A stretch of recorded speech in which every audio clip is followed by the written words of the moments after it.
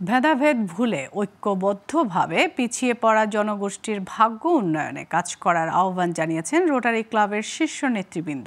সিলেটের আমানুল্লাহ কনভেনশন সেন্টারে শনিবার অ্যানুয়াল রোটারি কনফারেন্সে তারা এই আহ্বান জানান। 1905 সালে ক্লাব প্রতিষ্ঠার পর থেকে রোটারিয়ানরা মানব সেবায় কাজ করে বিশ্বব্যাপী ব্যাপক সুনাম অর্জন করেছে।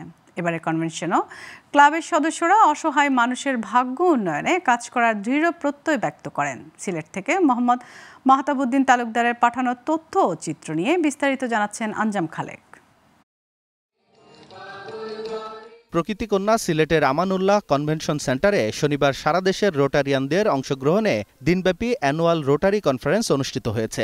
সকালে জাতীয় সঙ্গীত, রোটারি ইনভোকেশন ও শিশুদের দলীয় নৃত্য পরিবেশনের মধ্য দিয়ে শুরু হয় আনুষ্ঠানিক কার্যক্রম। দেশের বিভিন্ন জেলা থেকে আসা ১৫০০-এর বেশি রোটারিয়ানের মিলনমেলায় পরিণত হয় কনভেনশন সেন্টারটি। রোটারি সিলেট নিউ সিটি ক্লাবের প্রেসিডেন্ট ও আয়োজক কমিটির চেয়ারম্যান জাকির আহমেদ চৌধুরীর সভাপতিত্বে কনফারেন্সে প্রধান অতিথি হিসেবে ভার্চুয়ালি বক্তব্য দেন রিপসা পিডিজি Ashis Ghosh.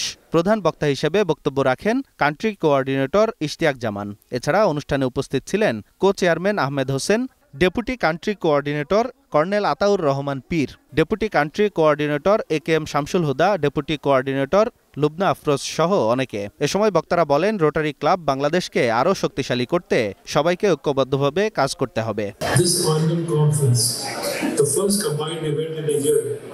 is a celebration of Rotary's mission, values and its remarkable service we provide to our communities. A heartfelt gratitude to the organizing team, the speakers, the sponsors and the participants. একটা interim government আসছে led by Nobel laureate, খুব উনি একটা ভালো জায়গায় নিয়ে যাবেন আমরা সবাই বিশ্বাস করি। লাইকওয়াইজ রোটারিতেও সেই জিনিসটা চলছে। পৃথিবীকে শান্তিময় বিশ্ব হিসাবে গড়ে তুলতে চাই, এতে আপনাদের সহযোগিতা আছে, অব্যাহত থাকবে। রোটারিয়ান হিসাবে we are here to help build our country through our services. 1905 সালে রোটারি ইন্টারন্যাশনাল যাত্রা শুরু করে বিশ্বব্যাপী মানবতার কল্যাণে কাজ করে আসছে। রোটারি ক্লাবের সদস্যরা নিজেদের পকেটের অর্থ খরচ করে মানুষের বিপদে এগিয়ে আসেন বলে জানান পাবলিক ইমেজ কমিটির ডেপুটি কোঅর্ডিনেটর লুবনা আফরোজ।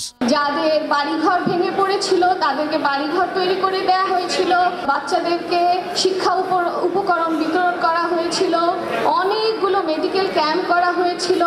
এছাড়াও কৃষকরা যারা ক্ষতিগ্রস্ত হয়েছে তাদের মধ্যে বীজ সরবরাহ করা হয়েছিল।